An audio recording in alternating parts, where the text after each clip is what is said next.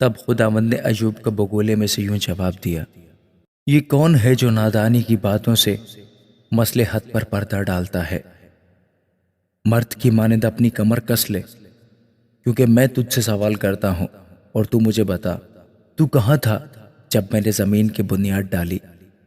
تو دانش مند ہے تو بتا، کیا تجھے معلوم ہے کس نے اس کی ناپ ٹھہرائی، یا کس نے اس پر سوت کھینچا؟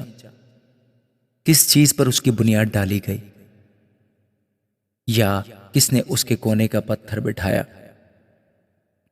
جب صبح کے ستارے مل کر گاتے تھے اور خدا کے سب بیٹے خوشی سے للکارتے تھے، یا کس نے سمندر کو دروازوں سے بند کیا جب وہ ایسا پھوٹ نکلا گویا رحم سے؟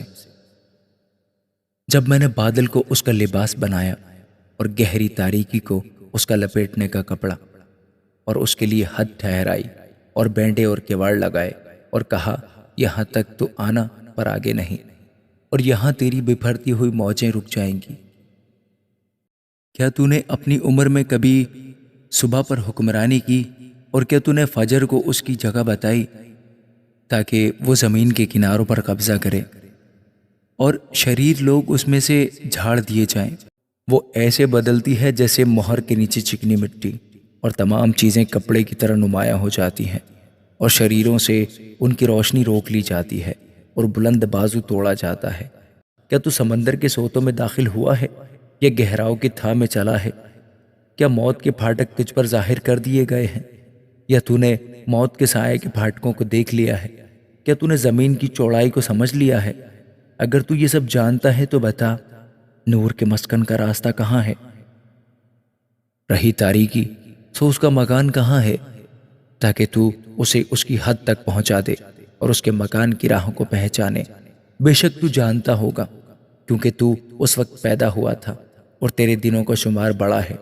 کیا تو برف کے مخزنوں میں داخل ہوا ہے، یا اولوں کے مخزنوں کو تو نے دیکھا ہے، جن کو میں نے تکلیف کے وقت کے لیے اور لڑائی اور جنگ کے دن کی خاطر رکھ چھوڑا ہے؟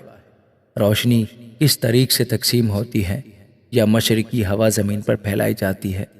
سیلاب کے لیے کس نے نالی کاٹی، یا رات کی بجلی کے لیے راستہ، تاکہ اسے غیر آباد زمین پر برسائے اور بیابان پر جس میں انسان نہیں بستا، تاکہ اجڑی اور سونی زمین کو سیراب کرے اور نرم نرم گھاس اگائے؟ کیا بارش کا کوئی باپ ہے، یا شبنم کے قطرے کس سے تولد ہوئے؟ یخ کس کے بطن سے نکلا، اور آسمان کے سفید پالے کو کس نے پیدا کیا؟ پانی پتھر سا ہو جاتا ہے اور گہراؤں کی سطح جم جاتی ہے۔ کیا تو عقد ثریا کو باندھ سکتا ہے، یا جبار کے بندھن کو کھول سکتا ہے؟